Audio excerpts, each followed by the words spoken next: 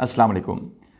آج کے دور کا مسئلہ علم کا نہ ہونا نہیں بلکہ علم کے مطابق عمل کا نہ کرنا ہے، یعنی جانتے بوجھتے ہوئے بھی ہماری خواہشات کسی اور طرف ہوتی ہیں اور ہمارا سفر کسی اور طرف۔ ہم اللہ کی رضا کو حاصل تو کرنا چاہتے ہیں لیکن اللہ کی رضا والے کام نہیں کرنا چاہتے۔ ہم صحت مند تو ہونا چاہتے ہیں لیکن ہمارا سفر جو ہے وہ بیماری کی طرف ہے۔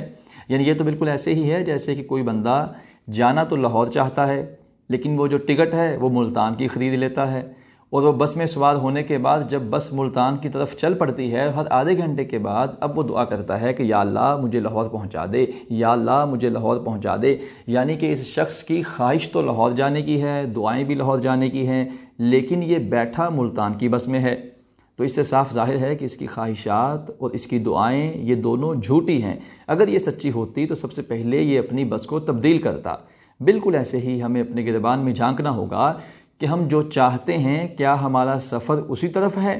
کہیں ایسا تو نہیں کہ ہم بھی کسی غلط بس کے سوار تو نہیں؟ اگر ایسا ہے تو سب سے پہلے ہمیں اپنی بس کو تبدیل کرنا ہوگا، کیونکہ اس کے بغیر ہماری خواہشات اور ہماری دعاؤں کے سچے ہونے کا کوئی مطلب نہیں بنتا۔ اللہ تعالیٰ سے دعا ہے کہ ہمیں عمل کرنے کی توفیق عطا فرمائے۔